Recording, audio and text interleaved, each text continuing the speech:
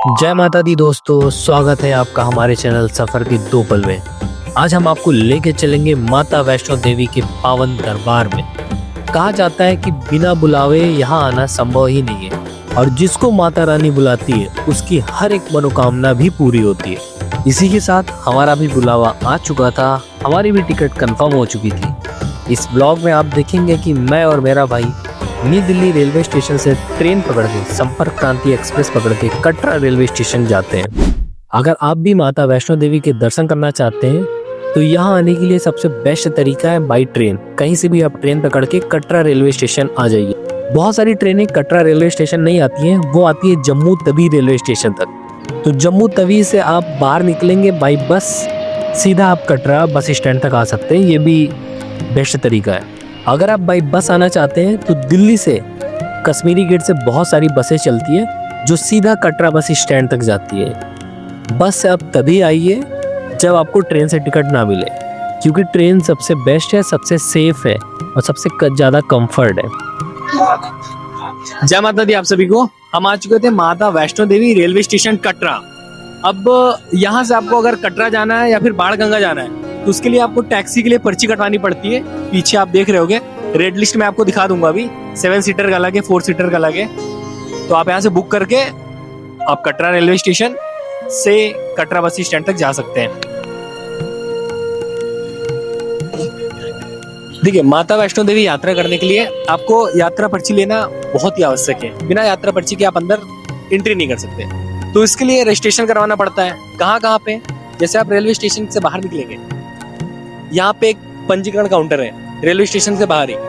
यहाँ पे आप करा सकते हैं, यहाँ से आपका यात्रा पर्ची बन जाएगी। बट मैं आपको रिकमेंड नहीं करूंगा। क्यों? क्योंकि रेलवे स्टेशन से बाहर निकलते मैक्सिमम लोग यहाँ भीड़ लगा लेते हैं। तो यहाँ पे आपको नहीं लेना है।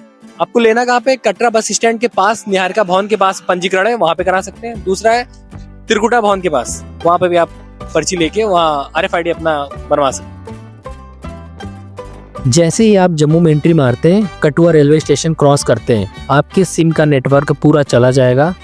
तो आपको कटरा में जाके एक नया सिम लेना पड़ेगा, एक न्यू पोस्ट पेड सिम लेना पड़ेगा। और ये मिलेगा कहाँ से? कटरा बस स्टैंड के पास बहुत सारे काउंटर हैं, आप वहाँ से ले सकते हैं, जिसकी कॉस्ट लगभग 300 से 350 रुपये पड़ेगा। जब भवन पे पहुँचेंगे वहाँ पे सबसे बेस्ट नेटवर्क है BSNL का और एयरटेल का। ये दोनों काफ़ी अच्छे हैं, आप इन दोनों में से कोई भी ले सकते हैं। अगर हम बात करते हैं स्टे करने के लिए, तो कटरा बस स्टैंड के पास बजट में रुकने के लिए बहुत सारे होटल और धर्मशाला अवेलेबल है। तो सबसे पहला है श्रीधर धर्मशाला, कटरा बस स्टैंड के एकदम पास में ही है। यहाँ पे मात्र 50 रुपए दे के यहाँ पे रुक सकते हैं। इसके अलावा इनके पास ट्रिपल रूम का बेडरूम है, जहाँ पे आप 700 रुपए दे के रुक सकते हैं। दूसरा है निहारिका कॉम्प्लेक्स या निहारिका भवन, जो कि कटरा बस स्टैंड के पास में ही है। यहाँ पे रुकने के लिए डॉर्मेट्री मात्र 150 रुपए, 150 रुपए पर व्यक्ति लगेगा। और इनके पास बहुत सारे AC रूम, प्रीमियम रूम भी है। अगर आप डबल बेडरूम लेते हैं AC वाला तो 22 रुपए पड़ता है। 4 बेडरूम AC वाले 28 रुपए पड़ते हैं। इनकी बुकिंग आप ऑनलाइन ही करके जाइएगा। माता वैष्णो देवी का ऐप है, उस ऐप से आप डायरेक्ट लॉगिन करिए, वहाँ से बुकिंग कर लीजिए। ऑफलाइन के चक्कर में मत पड़िए। ऑफलाइन बुकिंग होती है काउंटर से, बट जरूरी नहीं है आपको फ्री मिले। तो सबसे बेस्ट है इनका डॉर्मेट्री ले लीजिए 150 रुपए और ऑनलाइन करके जाइए। तीसरा है त्रिकुटा भवन, जो कि कटरा बस स्टैंड से 300 से 400 मीटर की दूरी पे है। यहाँ की सबसे अच्छी बात क्या है? यहाँ पे फ्री क्लॉक रूम है, क्लीन वॉशरूम है, लिफ्ट की फैसिलिटी है। मात्र 150 रुपए में इनके पास एक हॉल है, उसके अंदर बेड है। तो एक हॉल के अंदर 10 बेड है। आप अगर ढेर सारे लोग हैं, पूरे हॉल बुक कर लो। 150 रुपए पर बेड है।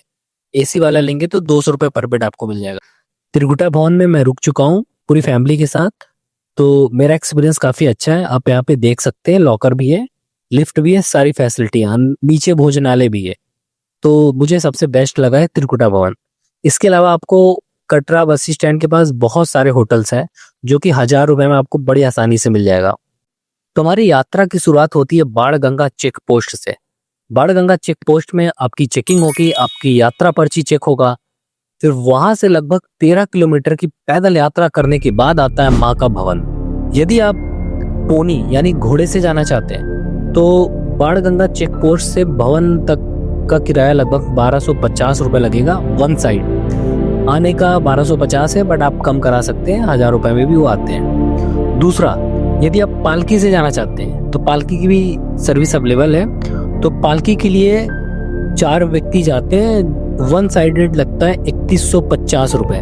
अगर आपके साथ कोई ऐसा व्यक्ति है जो कि चल नहीं सकता, उसके लिए पालकी बेस्ट है, मम्मी दादी दादा, तो 3150 रुपये वन साइड का लगता है। अगर आपके घर में कोई छोटा बच्चा है, लगभग 2 साल 3 साल 4 साल 5 से 6 साल तक, और आप भी उसको भवन लेके जाना चाहते हो, तो उनके लिए देखो यहाँ पे है वॉकर, लगभग 550 में ये बंदे जो है खुद वहां तक लेके जाएंगे आपको। तो अगर आपके साथ कोई बच्चा है तो डेफिनेटली बुक करो, काफी सही रहेगा आपके लिए।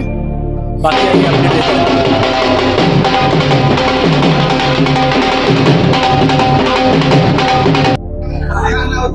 आज है नवरात्रि का 6वां दिन और 27 सितंबर 2025। अभी हम बाणगंगा चेक पोस्ट पार करके जस्ट बाहर आए हैं और दिन के बज रहे हैं 12, दोपहर हो चुका है, मतलब 12 बज रहे हैं। अब भवन पहुंचने में हमें कितना समय लगता है देखते हैं और बाकी आपको अपडेट करते हैं सारी चीजें। रास्ते में बाणगंगा मिलेगा।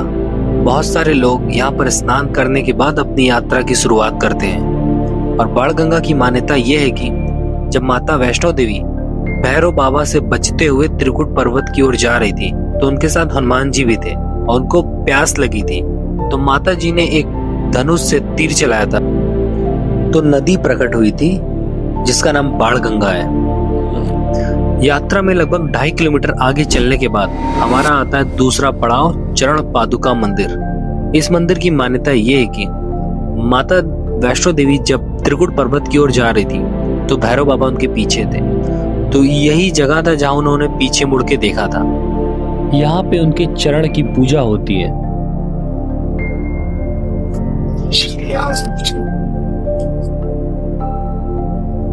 हम रास्ते में आ रहे थे, सीढ़ियां जैसे कि सब लोग यूज कर रहे थे, तो हमारा भी मन हुआ कि सीढ़ियां यूज कर ले और हमने सीढ़ियां यूज भी किया। अब जब सीढ़ी चढ़ के ऊपर आया तो हमें यही एक चीज समझ में आया कि भाई सीढ़ी चढ़ के ऊपर मत आओ। कहीं कहीं पे आप सीढ़ी यूज कर सकते हो जहाँ पे स्टेयर कम है, जैसे इस वाले में लगभग 115 सीढ़ी है।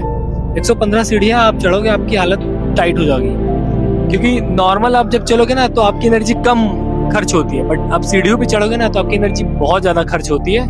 और बीच में एक जहाँ पे 526 जब हम चढ़ रहे थे ना तो हमने पढ़ लिया, तो हम चुपचाप वापस चले गए। तो आपसे यही कहूंगा कि भाई स्टेयर ना के बराबर यूज करें। बीच बीच में आपको लग रहा है जहाँ पे स्टेयर कम है वहां पे आप यूज कर लो, थोड़ा थोड़ा शॉर्टकट मार लो, बाकी ये प्लेन रास्ता ज्यादा अच्छा है। तीसरा पड़ाव आता है हमारा अर्धकुंवारी। अगर आपको अर्धकुंवारी के दर्शन करने हैं तो आपको हाथी मथा मार्ग से जाना पड़ेगा, बट हमें डायरेक्ट भवन जाना था तो हम लेते हैं हिमकोटी मार्ग। हिमकोटी मार्ग से आगे चलते ही आपको मिलेगा बैटरी गाड़ी का काउंटर। आप बैटरी गाड़ी से भी यहाँ से जा सकते हैं। ऑफलाइन टिकट तो बड़ी मुश्किल से मिलता है, वैसे आप माता वैष्णो देवी ऐप में डायरेक्ट आप ऑनलाइन बुक करके ही आइए, वो ज्यादा बेटर रहेगा आपके लिए। तो इस रास्ते पे आप कंफ्यूज मत होइएगा, हिमकोटी मार्ग से सीधा भवन जाइएगा, वो सबसे बेस्ट है आपके लिए। अगर आपको अर्धकुंवारी करना है तो आप उस मार्ग से जाइए, एंड अदरवाइज सबसे बेस्ट है हिमकोटी मार्ग। आज हम दोपहर 12 बजे यात्रा स्टार्ट किए थे और अर्धकुंवारी पहुंचने में हमें लग गया 2 घंटे 45 मिनट, मतलब 2:45 में लगभग हम अर्धकुंवारी पहुंचे। और हम बहुत आराम से यात्रा करें, मतलब जहाँ थकावट हो रही है वहां आराम से बैठ रहे, पानी पी रहे, खीरा खा रहे, शिकंजी पी रहे, मतलब फुल एंजॉय करते हुए एकदम आराम से यात्रा किए। तो लगभग हमें 2 घंटे 45 मिनट लगा अर्धकुंवारी पहुंचने में।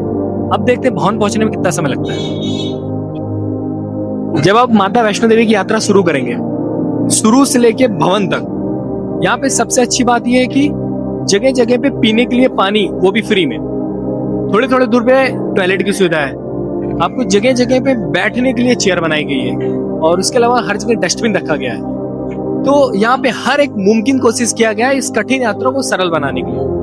और मैं तो कहूँगा आप जरूर आइए, जब भी आपको टाइम मिले, पूरे सच्चे मन से आइए, परिवार के साथ आइए। फाइनली हम 5 घंटे चलने के बाद भवन आ चुके हैं। पीछे आप देखोगे माँ का दरबार है, माँ का मंदिर है, और अगर आप भी आओगे तो आपको लगभग 5 से 6 घंटे ही लगेगा। आराम से रेस्ट कर करके आओगे तो 6 घंटे में बहुत आराम से आप ऊपर तक पहुंच जाओगे। अब यहाँ आने के बाद सबसे पहले है कि आप यहाँ पे भाई दर्शन करने से पहले आपको नहाना पड़ेगा, तो उसके लिए यहाँ पे बहुत सारे भवन है। जैसे एक जस्ट हमारे पीछे है पार्वती भवन। यहाँ पे आप आओगे तो आपको निःशुल्क आप ऊपर जाना, लेडीज और जेंट्स के लिए अलग अलग बनाया गया है। बढ़िया आप नहाओ, फ्रेश हो, कपड़े चेंज करो। देन आफ्टर यहीं पे है लॉकर, आप अपना सामान यहाँ पे डिपॉजिट करा दो, सब कुछ फ्री में। फिर माता के दरबार में जाओ, दर्शन करने। जय माता दी। हर बार की तरह इस बार भी माँ का दरबार बहुत ही प्यारा, बहुत ही भव्य सजा हुआ था। आप जाओगे, आपका पूरा मन पूरा प्रफुल्लित हो जाएगा, देख के आपको बहुत ज्यादा अच्छा लगेगा। तो जरूर आओ, नवरात्र में आओ। अब तो नवरात्र के बाद आओ, जब भी टाइम मिले तब आओ। अगर हम दर्शन करने की बात करें तो 24 घंटे तक पूरा मंदिर खुला रहता है, आप किसी भी टाइम आके दर्शन कर सकते हैं। बट हमसे गलती क्या हुई, आरती का टाइम है, देखिए सुबह है 5:30 से लेके 8 बजे के बीच, और सेम शाम को लगभग 5:30 बजे से लेके 8 बजे के बीच। इसके बीच में मंदिर बंद होता है, 2 घंटे लगभग पूरा मंदिर बंद रहता है। तो आप इसके बीच में मत आओ, वरना उसमें क्या होता है 2 घंटे मंदिर बंद रहेगा, आप लाइन में लगे रहोगे और फिर 1 से 2 घंटा दर्शन में टाइम लगता है। तो हमें लगभग 3.5 से 4 घंटे हो गए दर्शन करने में, क्योंकि 2 घंटे आरती के लिए बंद था। तो आप इस टाइम का जरूर याद रखें, सुबह 5:30 से लेके 8 के बीच, शाम को 5:30 से लेके 8 के बीच। एंड अदरवाइज किसी भी टाइम पाइए, बहुत ही अच्छे से दर्शन होगा।